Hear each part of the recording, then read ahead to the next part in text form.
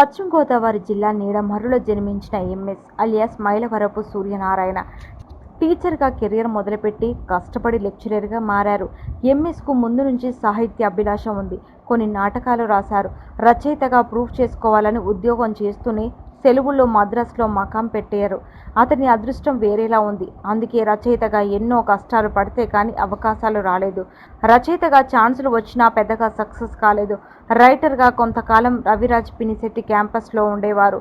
ఓ రోజు ఆయన చేస్తున్న ఎం ధర్మరాజు ఎంఏ సినిమాలో ఎంఎస్తో బలవంతంగా వేషం వేయించారు. అప్పటి వరకు అనుభవం లేదు. అయినా అదిరిపోయే టైమింగ్తో ఆకట్టుకున్నాడు. అనుకోని ఆ టాలెంట్కు రవిరాజు ఆశ్చర్యపోయాడు. వెంటనే పెద్దరాయుల్లో ఛాన్స్ ఇచ్చాడు. ఆ తర్వాత కొన్ని చిత్రాలు చిన్న అవకాశాలు వచ్చాయి. అయితే బ్రేక్ అన్నదగ్గ పాత్రలు పడలేదు. పడ్డా సినిమాలు హిట్ కాలేదు. ఈవీవి సత్యనారాయణ తెరకెక్కించిన మా నాన్నకు పెళ్లి తెలుగు తెరకు మరో గొప్ప కమెడియన్ ఇచ్చింది. తాగుబోతు పాత్రలో ఎంఎస్ నారాయణ చేసిన హడావుడి అంతా ఇంత కాదు. తాగుబోతు పాత్రలను అంతకు ముందు ఎంతమంది చేసినా ఇంత అద్భుతంగా పండించవచ్చు అనుకునేలా చేశాడు ఎంఎస్.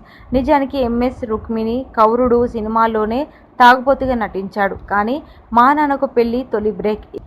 ఇక ఆయన కెరియర్ వెనక్కి తిరిగి చూసుకోలేకుండా మారిపోయింది. ఫలానా సినిమాలో బాగా చేశాడు అని ఛాన్స్ ఇవ్వకుండా వచ్చిన ప్రతి సినిమాలను అదరకొట్టాడు ఎంఎస్.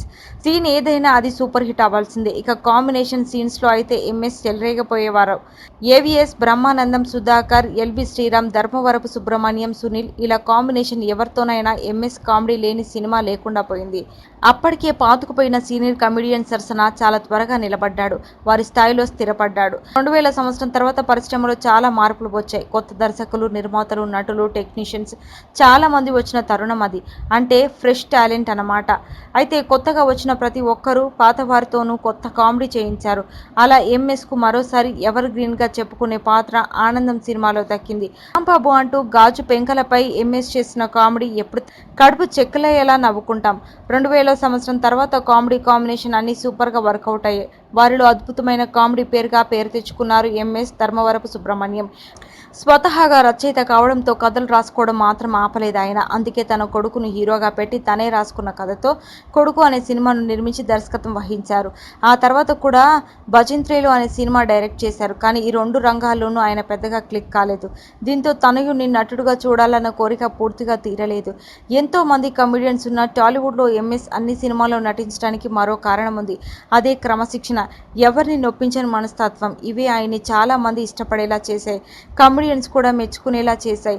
ఆ క్రమశిక్షణే తన పిల్లలకు కూడా నేర్పించారు. అందుకే కొడుకే కాదు కూతురు సినిమా దర్శకురాలు అవుతుందంటే నో చెప్పలేదు.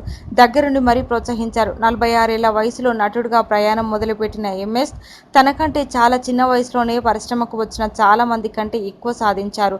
రచయిత కావాలని వచ్చి నటుడుగా ఎన్నో అవార్డులు, రివార్డులు పొందడం అంటే అదృష్టం మాత్రమే కాదు, అతని స్వయం కృషి కూడా అందుకు కారణమే. ఏది ఏమైనా ఇంకొన్ని నవ్వులు బాకీ ఉన్న ఎంఎస్ అంత త్వరగా పోవడం ప్రేక్షకులు జీర్ణించుకోలేకపోయారు. హాయ్ అండి, నేను మీ జబర్దస్త్ ఆటోపంచ్ రాంప్రసాద్. నేను మీ వరలక్ష్మి. హలో అండి, నేను మీ సుడిగాలి సుధీర్. హాయ్ హలో, నేను మీ కామెడియన్ కుమార్ స్వామిని. హలో, నేను మీ జబర్దస్త్ ముక్కా అవినాష్. హలో అండి, నేను మీ చిత్రలేఖ. హాయ్, నేను మీ మచ్చి మాధవి. నా పేరు Thadivelu. Please subscribe to public talk TV. Please subscribe public talk TV. Please subscribe public talk TV. Please subscribe to public talk TV.